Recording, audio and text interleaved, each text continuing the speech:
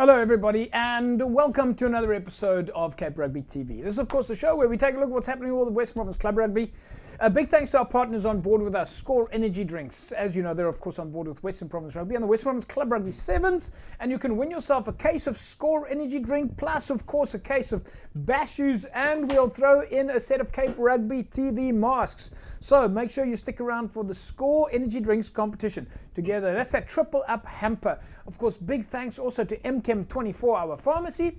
They're on the corner of N1 and Durban Road, and look out for our public review with them during the course of the show. And Thorburn Security Solutions, your one-stop shop for all your sporting events, security and specialized services. Folks, we've got a nice full show for you this evening. We'll be catching up with Charles van der Wyk. He's of course head coach at Kylemore Rugby Football Club. Mzukisi Gwadushe, the chairperson of Langa Rugby Football Club, tells us a little bit about how they're staying engaged with their players, and we'll speak to Sabelo Nzanwa, the deputy president of Young Ideas. And there the players have been getting together and doing quite a lot of outdoor activities, of course all according to the health and safety protocols. And then we'll speak to the chairperson of Eerste Rivier, and he tells us what they've been up to at their facilities, and of course their women's rugby department has also been very active. And then we'll speak to Tinus van Rensburg, head coach of Brackenfell Rugby Football Club. But joining me on the line now, Sabelo Nzanwa, Young Ideas Rugby Football Club. Sabelo, great to see you. Thank you, JP. I'm well. I'm good. Thanks for the viewers. How are you doing? This is, of course, the dynamics of online. We come, we go, but this is a great picture. You've got this fantastic picture there. I don't know how you do it. Maybe you're used to being in the movies or lots of conference calls, although that wouldn't surprise me either. But Sabelo, it's been 2 or 3 months since we last spoke. We believe that you have been keeping the players busy.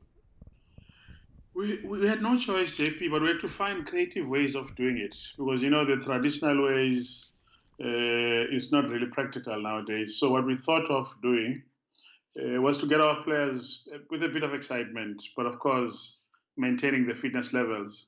So we have, since the beginning of this year, every Saturday, we've been having scheduled hikings, various spots. We've been, just this past Saturday, we had Pipe Track Route, the previous one, Constantianek, and the other one, Lion's Head. So we're doing that, and the whole squad is attending that. It's mandatory that they must attend it. Of course, before they do that, within the week, we ask them to jog on their own, so that when we do that hiking, because we time it as well in terms of by which point, what time one must have been there, and of course, what we load in their bags, because they carry bags as well, has to do with the overall fitness of the individual. So they're enjoying it, because some have never been. Cape Town is beautiful. Like now, when we're in Pipe Track, when you see the whole of Camps Bay, 12 Apostles, it's quite beautiful. So they get to appreciate these. So that excitement makes them to do more, and you can push them to whatever level that they want, and they're excited about it. But Sabelo, you must have a tremendous amount of commitment from your players when you say that you're organizing things like hikes or trail runs or conditioning courses, and for you to be able to say to a player during a time of COVID that type of training, which is not on a field, is mandatory at a time when there's no rugby, and your players stay committed. That is pretty impressive. I mean, you must have quite a lot of commitment from your players to say, yes, coach, I understand, I must be there. Look, the reality of the matter is that a rugby player is always thirsty, especially if they didn't get an opportunity to play on the field of play. So by mere thought of that thirst, and for them knowing that when they don our jerseys, what it means to them, that on its own becomes a self-motivation. And that's why I'm saying, even ourselves, for the last 4 weekends we've done this, there's not even a single one reporting to be absent. Every time we mark the Richard, they are there. So it's quite motivating. And of course, we try and spice it up a bit. Even tomorrow, we're having a visual meeting to say, okay, this one coming next week, how are we packaging it, so that doesn't become the same old thing again, because the mind needs to be triggered, And again, I must say, some of our players, they've never been exposed to this, trail areas, hiking areas, these other areas where it really opens their mind and be able to say, I never knew that on top of Table Mountain near the village there's a lake there, there's a dam there, there's that and that. So and they keep on speaking about it. They even ask coach, when are we coming? When are we going? Are we going? I said we are going every Saturday up until we're able to be back on the field of play. Do you feel that maybe as a club you're now educating or engaging with the players maybe from a cultural, educational perspective? I mean, ordinarily we'd be talking about how to sprint fast and pass a ball. Now we're talking about showcasing some of South Africa's highlights. Look, it's a bit of both, because even when they go on the trails, because you remember, on the trails, you've got loose stones and everything else, and you'll be able to say, look where you step, how you step, how you control your body. But equally, you're also trying to put some motivation to say, you guys, you're going to finish this race. You're going to push as much as you can. I know you don't know where you're going, because it's the first time you're on this trail. But the issue is, it's dependent on you to push it till the end. But most importantly, they get to understand. In fact, one guy was saying this weekend, my goodness, sometimes if I'm not playing on a Saturday, I'll wake up around 12, and even if I go to a mall, you'll see most of the white guys, they're so cool and so relaxed. But now I see, because look at how many of them are up there. And I said, that's a lifestyle. And guess what? You're paying no cent there. Instead, you're appreciating nature. You get to value nature. You get to value things that you don't have. Because sometimes some of our players, the environment that they reside in, some is informal settlement. There's not even open fields. So if they then get to go to that environment, it then triggers some other excitement as well. So it's a mixture of things, but we make sure that our aim is that, guys, you can push it till the end. If you're able to push this, it means you can build the stamina to push for the whole 80 minutes in a game. So push it. But of course, it's important to see where you step was, you misstep, you're gone. So you're able to throw those things in between. Because in between the breaks, where we must have water breaks, we're able to speak about it. And of course, you sometimes pick on the weaker players. But what do we think so far? What do we think so far? So it does work a bit. So I've got visions of seeing players in the future running up around the mountain or through Camps Bay or doing those trails in their Young Ideas jersey on, with their name of your sponsor big on the jersey. Are you guys busy with looking at how to attract new sponsors into the club structure? Oh, most definitely. And unfortunately enough, thanks to you again and your team, because you know how you've refined. You may think sitting people in a class or in a workshop and telling them things that they take for granted. We're able to tick the checklist and the boxes, and we're able to say, maybe the mistakes that we've been doing were 1, 2, 3, 4.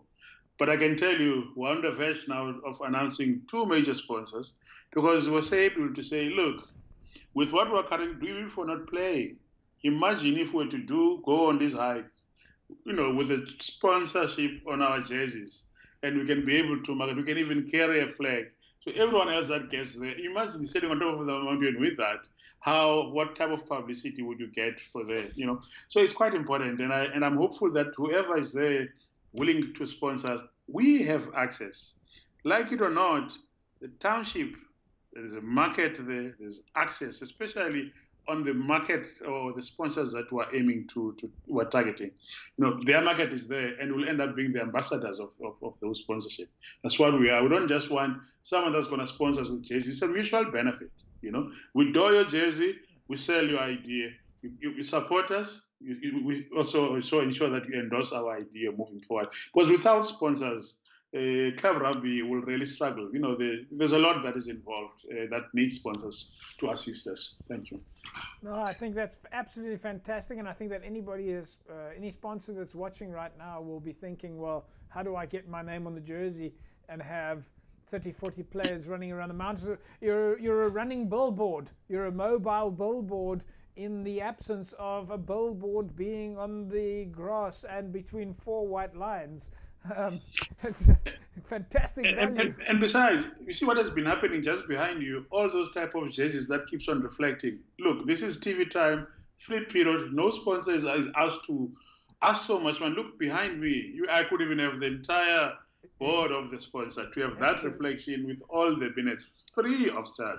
What else can you ask for? Because rugby attracts so many individuals, especially in the Western Cape, Western Province area. So by sponsoring us, come on, guys. And for us being given this, that 3 months ago I was here. I'm here now. Who knows? 2 months later, I might be here again, and I might not be wearing like this, But again, we're pleading to the sponsors we understand it's been difficult with lockdown, but we're not asking too much. We're asking so that we can be able to be presentable when we play in the field of play, to be able to be transported to go and honor league games for starters. The rest we can then build up as we get momentum. I think that's fantastic. Sabelo, we leave it at that. And looking forward to seeing a lot of pictures of guys on the trail runs and in the kit and lots of social media pictures, and it's fantastic stuff, and you guys keep up the good work. But of course, remember, stay safe all the time. Thank you, JP. Appreciate it. Thanks for the opportunity. Keep working. There we go. And keep safe. Thanks. There we go, folks. Sabelo Mzanwa, of course, the Vice President of Young Ideas Rugby Football Club. And, well, you heard what he said. Get involved.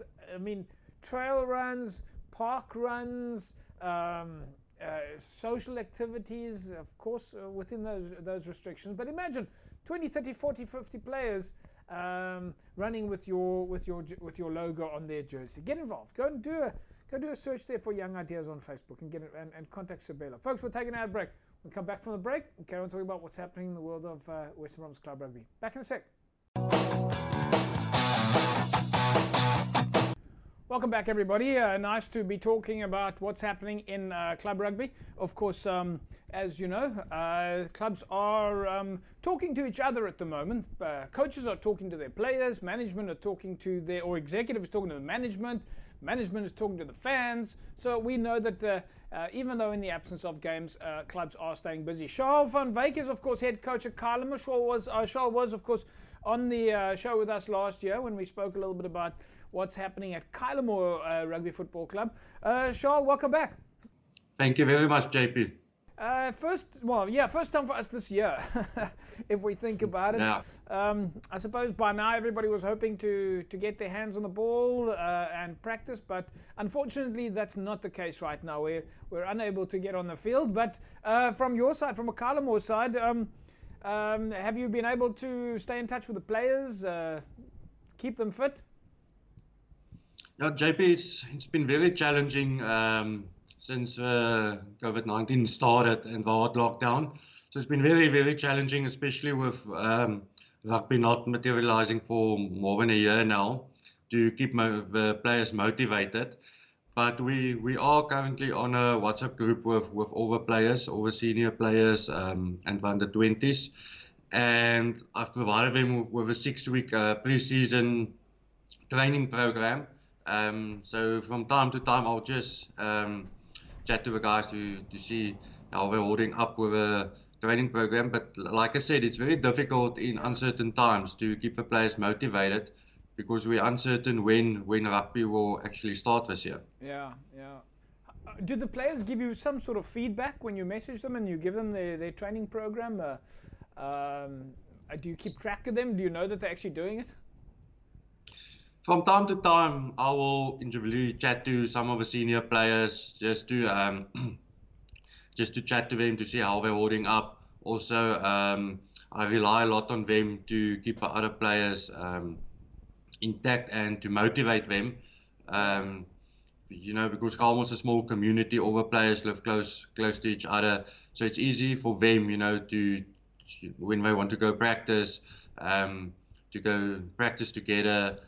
To motivate each other, but like I said, it's very, very challenging. And I can understand from a player's perspective, to keep practicing for more than a year, but rugby is not materializing. We don't know when it starts. It becomes a bit of a motivational issue. Because the players want some sort of direction. When can we actually start with a season? Yeah. Have you found that today the rugby coach of 2021 has to be a little bit more psychological, has to be a little bit more motivational as opposed to skills and that? I mean, it's a new dimension now. No, definitely. I think it's a big learning curve for all the coaches, especially when the season restarts, because for more than a year there was no rugby, so your conditioning has to be so much better and so on par to ensure that when the season starts, that the guys are in the perfect conditions to avoid injuries, and to have him in the best shape possible. Yeah, is that something that you've built into your program? Is a bit of conditioning and not just the cardio fitness or strength fitness? Yeah, it's definitely conditioning, and a lot of fitness, because you can imagine for, it's more than 12 months with no rugby, that the guys, will slack in that department and will be out of shape, and you get very rusty very quickly. If you can normally see when the season, like from 2019 to 2020, and there's 2-3 months of no rugby, how quickly the players lose their physicality, their fitness levels. So I think it's going to be very challenging once we started to see in what shape our players are. Yeah. But nothing is possible, and I know, the Kalmar community is a very passionate rugby community. So I'm positive we will overcome all the challenges, and we will be in a very good space this year. Now, from a management perspective, have you been able to talk to management? We know management structures nowadays are quite deep. I mean, you've got yourself as a head coach, and a lot of clubs have a forwards coach, a backline coach, they've got a physio, and they've got a strength and conditioning coach, and a whole team around them. Have you been able to speak to your management team? I have. We are quite a new management team. I only recently appointed a new backline coach, so from time to time we will speak, and then our management at the club itself, like the chairman, vice chairman, they are also busy with plans to ensure once the season starts that everything is in place, that we can start off this year with a bang. Yeah, that's fantastic. Charles, one of the things that has come up lately on our side has been the discussion around derbies. We put a post on Facebook not so long ago, and we had tons of people come out and talk about their derbies. What would you say at Kylemore is one of your biggest derbies? We have a few derbies, but definitely the biggest derby for Kylemore will definitely be Peniel. Yeah, that's definitely the biggest derby for Kylemore. Do you think that's because of the neighborhood? I mean, people are close to, the two clubs are very close together. Yeah, the two clubs are very close together, and I think there's such a huge history behind the two communities as well. That's come a long way. Most of the players are friends with players in Peniel. Some of Kylemore's players has played for Peniel before as well. So there's a very rich history from Kylemore and Peniel, and which makes that event even more precious when it takes place, and we're in the same league as well. So it's always a very big game day when that day appears. Charles, I know that everybody just wants to get back on the field, and we're probably thinking more about just the basics at the moment, and maybe things like strategy is not such a big focus at the moment. But if we go back 1 year today, and you take your mindset back to 2019 as if it was back to 2020, who would have been the clubs that you guys would have been earmarking as your big games in the year? Would it still be the same clubs? That's a good question. Actually, to be honest, I don't know, because a lot of clubs might have lost players. I know sometimes when there's such a long waiting period before the season starts, players lose interest, that they maybe stop their rugby careers because they don't have the courage or the ambitions anymore to get into that mind frame and to play rugby. So it's very difficult to say who our biggest oppositions will be this year. I think every game, I think it's a very even playing field, very even now. So I think every game in the league is going to be a big game. You can't compare to previous years and say, okay, these guys in the top 4, and those are the games that we need to compare ourselves to. I think each and every game this season is going to be challenging, it's going to be hard, and you have to be prepared for each game 110%. Yeah, absolutely. And it just goes to show the strength of Western Province Club Rugby and how coaches have got better, players have got better, skills have got better, team management has got better. It just keeps getting stronger and stronger every year. You're 100% right. Anything can happen on any day. Charles, we'll leave it at that, and we'll of course say to you, thanks for chatting to us, and remember to stay safe out there, and hopefully we'll have some good news in the next few weeks. Thank you, JP. It was nice being on Cape Rugby again, and yeah, I'm sure we will be on the practice fields very soon. Thanks, Charles. There we go, folks. Charles van Wyk, of course, head coach at Kylemore, and as we know, every coach at the moment is doing their best to keep their players active, waiting for that positive news that the folks will be back on training soon. Well, we have to see what the announcements are. Score, folks, is of course on board with Cape Rugby TV. There you can see the Score logo behind me right now. So as I said earlier on, if you want to win yourself a case of Score energy drinks, included in that a case of Bashu's cool drinks. All right, so that's a double up, and now we're going to make it a triple up hamper of Cape Rugby TV masks. All right, so there we go. It's 24 Score energy drinks, 24 Bashu's cool drinks, and 24 Cape Rugby TV masks, all up for grabs. So it's the triple hamper Score competition. So all you need to do is SMS the word Score. Just grab your mobile phone and SMS the word Score to 33090, and you can put yourself in the mix to win this triple hamper. It's a fantastic prize. I know everybody loves drinking Score, and of course the Bashu's cool drinks, they go back so far. Fantastic cool drinks. And of course the Cape Rugby TV masks, which are manufactured courtesy of CTC Sports. Congratulations to last week's winner, Will Engelbrecht. Will, you walk away with a case of Score, a case of Bashu's, and a set of Cape Rugby TV masks. And somebody from Cape Rugby TV is going to be in touch with you. So make sure that you keep an eye on your phone so you can come and collect it here in Cape Town. Folks, we'll take an ad break, and when we come back from the break, we carry on talking about what's happening in the world of Western Province Club Rugby. Back in a sec. Welcome back, everybody. We carry on talking about what's happening in the world of Western Province Club Rugby. Well, it is, of course, 2021, and we've been saying that regardless of the actual physical matches, the clubs are staying busy. They're staying connected, at least with their members. They've been busy with their workshops. They've been busy with planning, and all of that behind the scenes means that we've got busy clubs. You'll remember we spoke last year to the chairperson of Eerste Rivier Rugby Football Club, Pedro April, and they were one of the first teams to actually indicate all the work that they'd been doing, especially by harnessing some of the skills at the club. Anyway, we thought it was time for us to get Pedro back on the line, find out how things are going at Eerste Rivier in 2021. Pedro, fantastic to see you again, meneer. How are you? Hi, JP. No, all good, JP. Still healthy. Thanks to God. Yep, that's of course the important thing. First priority is health and safety right now, and of course preventing the spread of COVID. Pedro, last year that we spoke to you, we had some fantastic pictures of Eerste Rivier. You were getting the players together, you were getting some of the management together, all putting hands on to prepare the club. We need an update. How's the club looking?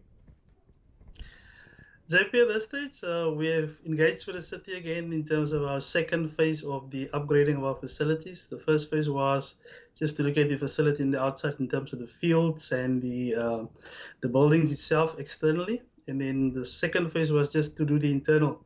So we've recently done that through the assistance of the club members and a few supporters, and it went awesome.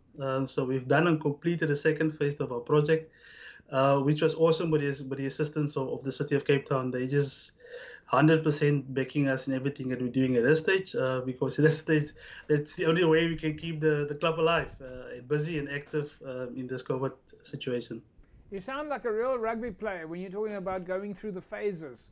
phase 1 and phases and so on, which is fantastic. But tell us a little bit, for the viewers that missed out last year, tell us a little bit about that phase 1 that you went through, because when we were listening to you, it was a fantastic story of how people can get together, how club management can get together and look after a club by using their own resources. Yes, the first phase was eventually, or actually, just to construct a stoop facility together with the City of Cape Town, which provided all the materials to us. We had a few situations where, paving that was surrounding the clubhouse, it was stolen and taken away by the public. So it really make our facility actually look ugly, and we needed to freshen up and make it look better. So we engaged with the city in terms of providing a stoop and build a stoop ourselves out of cement, which cannot be removed by any person or individual. So the city come on board and provide to us all the materials, and we provide the skills from the club, because we have all these tradespersons within the club that can do this job free of cost. And they were all willing to participate in that process, and we've completed that with the help of the city. And then obviously the external painting of the building was done by the city. Our fields have been upgraded. We have a super B field, green as can be, the greenest I think within the city itself. We in the meantime have received assistance from the city relating to borehole water, so our grass will be evergreen. And then our second phase was just to look at the internal process of the building and then how to upgrade that. And we have completed that job now recently as well, with the assistance of the club members and of course the assistance of city providing to us the materials again. So it's just been awesome off the field. Unfortunately on the field, it's a bit of a struggle to get onto the field. So that's quite a process. So just to refer, I mean, you've gone through that process of making sure that the club itself is COVID compliant. It's quite a process. You must be happy that you guys have ticked that box. Yes, happy for the individuals that put up their hands, because you need to take up certain responsibilities, individuals, and as the chairperson of the club, I can't get to every function and activity on the field, and the club members was just great in nominating themselves for the different positions to be fulfilled in terms of to be compliant at all times. Yeah. When we arrive on the field, when we in practice on the field, when we practice in sessions, and when we leave the field, all those protocols is in place for us just to start as soon as we get a go ahead from Western Province and SARU to continue our journey in terms of into Super C. We've now been 2 years waiting to get functional into Super C. Okay, well, let's talk a little bit about that. I'm very keen to still speak to you about the women's rugby side, because I know that you guys have been, especially, we were so impressed last year with your women's management with outreach projects and them getting involved. So I'm going to get to that in a second, but you talk about Super C, and this is the big year for you. What about coaching? What about management? Have you managed to, let's say, bring, because remember you were unbeaten in 2020. Have you managed to bring? Obviously. have you managed Great state, JP. Unbeaten in 20 first season back in Super C, being unbeaten at home and away.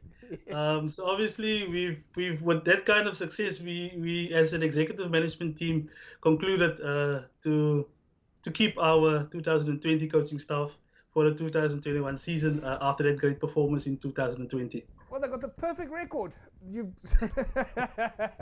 So you've kept the same management staff, the same. I mean, management, coaching structures are just getting bigger and bigger and more professional nowadays. I don't mean professional as in professional rugby, but professional in the amateur space. You've coaches and assistant coaches and forwards coaches and backline coaches and physios. I mean, you must be happy to have at least settled that side of things. Yes, obviously, JP, because that's where it all starts. If you're not settling that specific vicinity, then it means the chairman have to get into practice sessions again, and that's not what I'm here for. So obviously, we have all our structures in place with the head coach being excited for this new season, and all the other commitments from the rest of the coaching staff, and all the new additions to the coaching structure, the management team, as well as those that still investors to be involved in the 2021 season. So there's there's a lot of excitement around the 2021 season within the club, and we just await that process, and hopefully we'll start soon so that we can get everybody involved and active into S11 Rugby Club again. Absolutely, looking forward to that. But let's talk quickly about the women's rugby side of things. Last year we saw your women's rugby team really step up to the plate. They got involved with some of the outreach projects, and I believe that now they're very involved in the social media side of things. Yes, on that platform, yes, they're recruiting at this point. They're actively involved in practice sessions within the confines of the COVID regulations. Yeah. So they're very active amongst themselves. That's how ladies are always communicative and interactive with each other. So that relationships are being built off the field. And obviously relating to the club, we're always happy to get them involved in anything that we do, because we always know that you will get 100% out of them at all times. So I'm happy for them. We've retained our coaching structures and management team for the women's rugby, and I'm quite sure that 2021 will be a successful one based on our current arrangements and preparations for the 2021 season. That's fantastic, Pedro. We look forward to catching up with you again, hopefully soon. Hopefully we'll get some good news over the next few days, but we're not there yet. And in the meantime, keep up the good work, and of course we'll keep talking about all the good work that you're busy doing. Thanks very much, JP. I'm just missing wearing my tie and blazer. It's at this stage where you really miss those little things, getting to a field well prepared and well dressed for an awesome day. And I'm missing those moments, but hopefully it's going to be back soon. And everybody outside there, just keep safe and wait on those protocols to be announced and that regulations to be relaxed, and we will be ready to go again. Yeah, thanks, Pedro. We'll talk soon. There we go, folks. Pedro Prol is, of course, the chairperson of the Episode5 Rugby Football Club. And when he's referring to his jacket and tie, he's talking about when he gets down to the clubhouse and he is dressed with the executive structure in that formal attire, which is fantastic for the fans and the members and the players to see when they get to a club and they see the executive there dressed to the T, to the numbers. But remember now what he said, they are busy with continuous recruiting. So if there are any women rugby players out there, or if you want to join the structures, or even just find out more, then just go and do a search there for Episode5 Rugby Football Club women's rugby side on Facebook. And then, of course, sign up, get your name on the list, so that when things do return to normal one day, you're already in the picture. Folks, we'll take an ad break. When we come back, we'll carry on talking more about club rugby. Back in a sec. Welcome back, everybody. It's, of course, the show, Cape Rugby TV, where we chat club rugby. And we've been, in fact, for those of you that don't know about it, we now go into 11 years of Cape Rugby TV. Of course, our 10th year was a little bit different, with not so many games other than the beginning of the year when we had all the friendlies and getting ready for the season. 2020 was a little bit of a, let's say, a downer. But 2021 is building on 2020 and hopefully staying positive. And joining me on the line is from Brackenfell Rugby Club is Coach Tinus van Rensburg. Tinus, great to have you back on the show. It's been a few months since I last saw you. Yeah, JP, thank you very much for having me. It's been a while, but it's always good to be on the show. Tinus, of course, we're still waiting to see when there's going to be games and fixtures, but it's a long way down the line. Before we get to that, if we look at what's happening at Brackenfell, are you still able to keep in touch with the players? We know a lot of clubs are doing various fitness exercises, from trail runs to park runs to outdoor activities, strength and conditioning activities. JP, we tried to do it in the beginning. Tried to do CrossFit and stuff in the beginning. It's also difficult, we had 1 or 2 COVID cases, and before December, and we cut back on that a little bit. For us, it's just we try and motivate the guys and keep them positive. And at this stage, especially on level 3 lockdown, the players have to work on their own, use gym programs that we supplied, and just try to keep fit and be in shape, keep in shape. so that when we start, we're ready to go. So let's talk a little bit about that. Let's talk about it hypothetically, as if we were going into the 2021 season. Who would you now, I think I probably asked you this question as well last year, but now we consider the things, the COVID, of course, has had an impact. There's been a dynamic impact for all sport. Everybody, of course, has been suffering under the same scenario. But if you go into 2021 now, is it still the same clubs on your target, on your radar as 2020, or has there been any shift? JP, it's normally for the last couple of years is a certain type of or group of clubs that used to be the front runners in the Super A, and for us as Brackenfell, we've established ourselves in the league, but now for us it's just we would really like to break into the top 3 or 4 at least, So yeah, there's obviously the bigger clubs, the Marties, the False Bay, Durbanvilles, UCTs, those kind of guys that you look up to and you want to beat those guys. That's always the front runners in the league. Do you think they're still the front runners with even under the COVID? Do you think the dynamics have changed?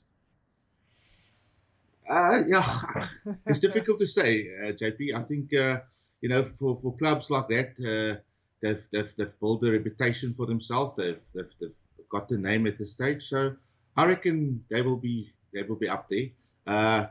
Things might have changed, but I think they will always be one of the top clubs. Well, one of the things that we know for sure is that Durban is still unbeaten in 2020, but so are you. Yeah, so it's 100% strike rate at this stage.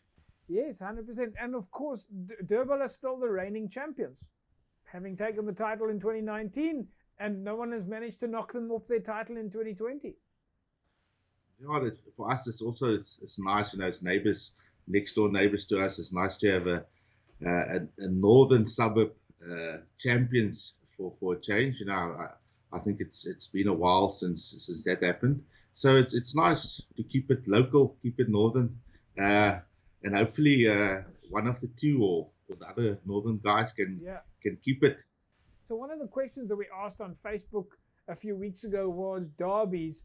What do people think of as big derbies? And we had a tremendous amount of responses from fans saying different derbies. And one of the derbies, in fact, that came up was the Brackenfell Durbanville.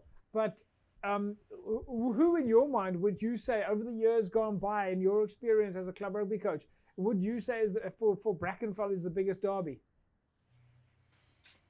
Yeah, JP, Durbanville obviously will be one of them. I think over the years you build up relationships with different coaches at different clubs. So there's a rivalry between, I want to say, between mates. For us lately or the last couple of years, Unimil, for instance, we've come a long way. Even False Bay, Hamilton's, guys like that. For me, every game's a derby. You try and beat everyone. You want to come up on top. So, but yeah, over the years, being involved at Brackenfell and involved in the Super A, I think you learn to meet and people that become friends. So it's every Saturday is a derby. Do you think that the derbies are maybe created because of coaches that move around, like you say, or friends that move around?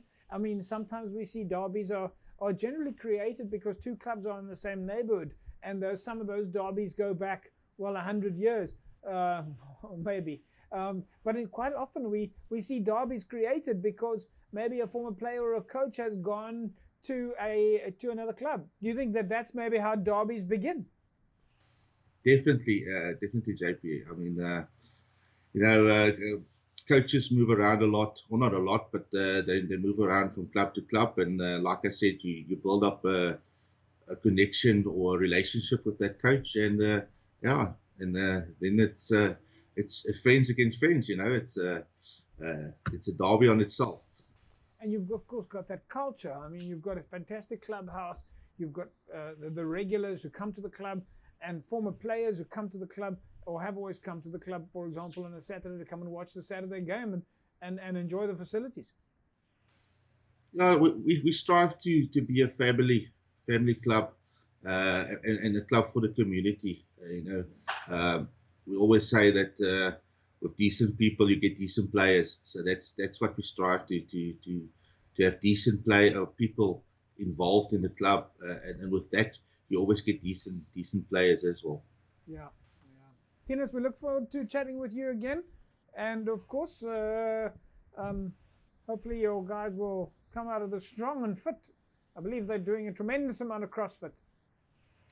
Yeah, thank you, JP. Yeah, hopefully we can get back on the field sooner than later, and hopefully tonight Mr. Ramaphosa has got a good message for us, and we can go to a level 2 or whatever, so we can get back on the field and get ready for the season. Thanks, Tinus. Tinus van Rensburg, head coach, Brackenfell Rugby Football Club, and of course we're looking forward to catching up with Tinus again soon. Of course, they're doing everything that they can on that side to stay connected to the players, and of course the fans out there at Brackenfell, and looking forward to those derby conversations, all those clubs that have got those derbies. Folks, as you know, on a weekly basis we do a public review of the your visits, in fact, to the MChem 24-hour pharmacy.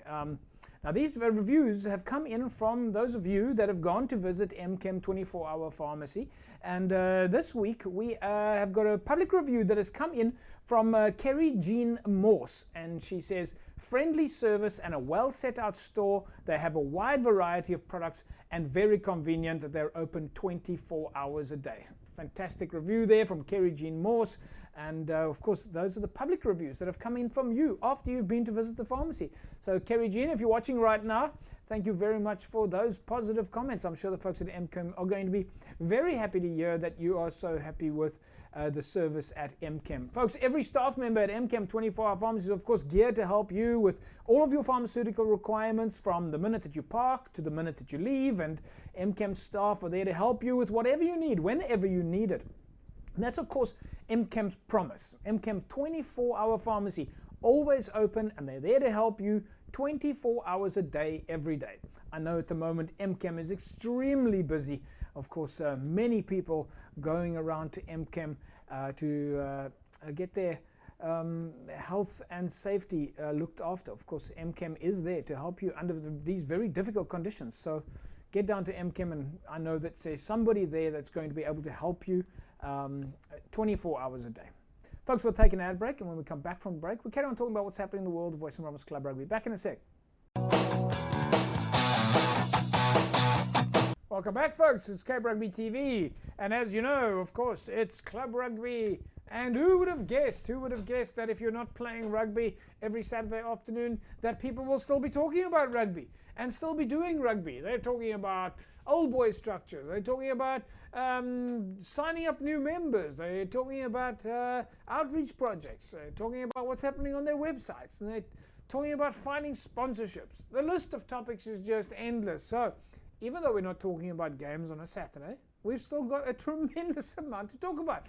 And that's exactly the case in Western Province Club Rugby. And in fact, folks, if you haven't realized it, that is what happens when you work in an organization or play in an organization that's got more than 100 years of history, because that really is what it is. Joining me on the line now, the chairman of Langa Rugby Football Club, Mzukisi Gadushi. Mzu, nice to have you back on the line. Let me get you up here, Meneer. How are you? I'm very, very good, JP. Thank God that I'm still alive in this pandemic that we're in. But yeah, we are kicking alive. Thank you so much. I suppose that's the important thing. We said it before. I've said it to some other guests as well.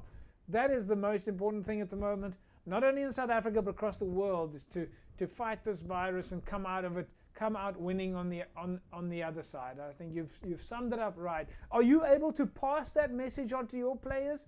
Do you have those sort of engagements? Yes, JP, we do. As a matter of fact, we have a communication channel where our coaches and pass the message of informing all our fans, the players, and our junior structure to make sure that everybody is complying to the regulations, because we love and we care about them a lot. So that is a very important thing as leaders of the club to make sure that we don't really lose anyone in this pandemic, JP. And I've thought about this on a number of occasions. I mean, you're the chairperson of a sports organization, a rugby club in this case. When the chairperson speaks or the captain speaks or one of the role models in your club speaks, you're able to pass on the message of multiple things.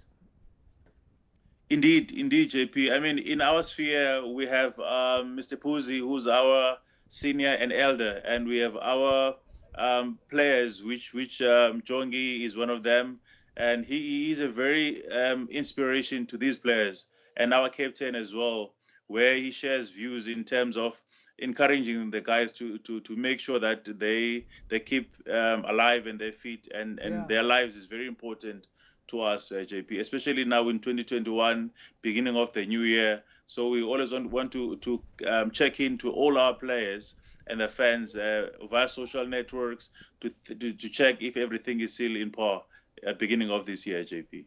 Mzu, one of the things that we of course saw you guys doing last year was really building your communication structures, your WhatsApp structures, your email structures, your Facebook pages. Has that kicked in now? Are you able to like communicate easily with the players and the fans?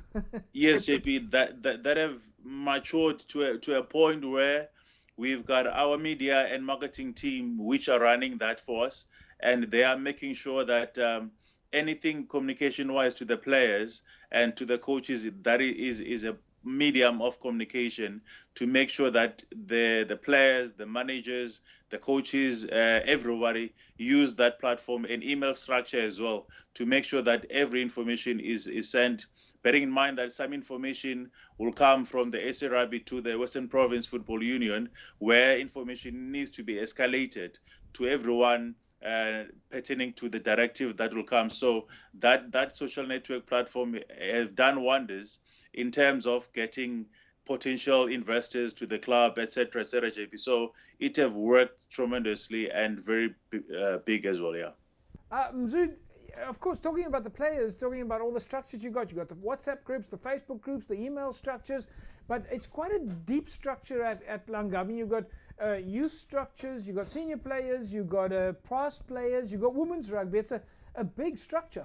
It is, JP. As a result, we are busy planning for our AGM this month, which we'll have to do virtually because of the regulations.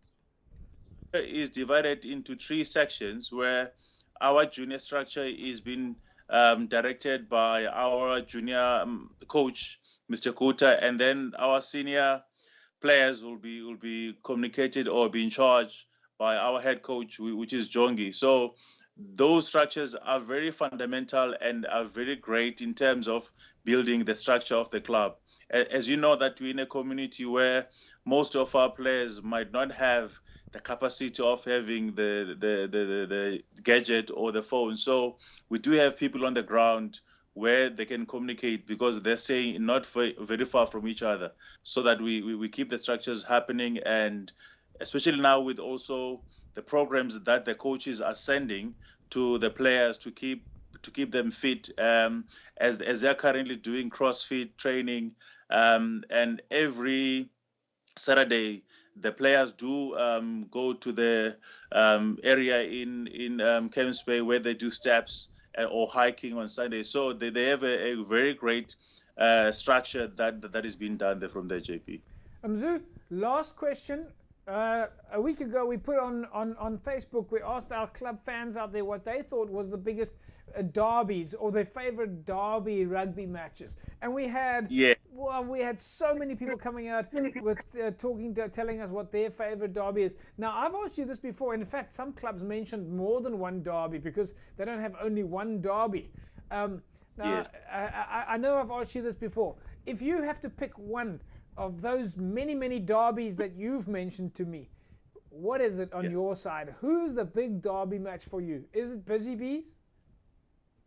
The big derby that Langarabi club had for the previous many years will be Lagunya. Lagunya? Remember the history and most of the clubs, JP, speaking about the derby, because most of the clubs in the Western Province Rugby Football Union do not know the difference between Langa and Lagunya. So our derby that we've been having for the many years will be Lagunya, because there's history. And yes, now that we're playing with a good team, which is BZB, now it's a new derby that is basically becoming, because some of the management from BZB come from Langa as well. So, but the most derby that would be a very detailed one, and which everybody want to hear, will be against Lagunya, JP.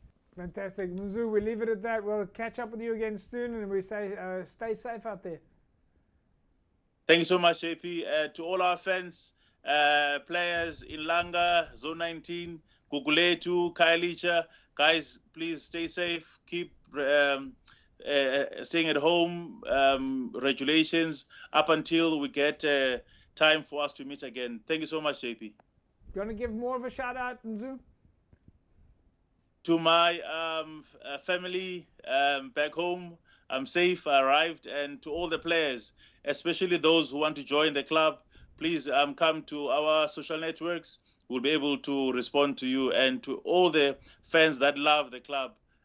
We are saying to you, Langa Rugby Club is here to live. Thank you so much.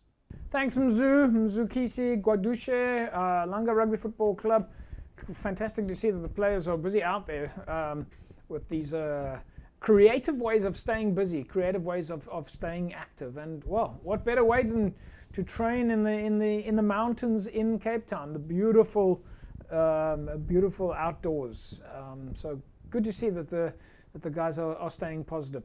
Folks, that's a wrap from us here this evening. And well, we'll of course remind you that please remember, always wear a mask, wash your hands regularly, and of course practice social distancing. Let's beat this COVID thing together. We'll see you again next week, same time, same place. Have a fantastic rugby weekend. Bye-bye.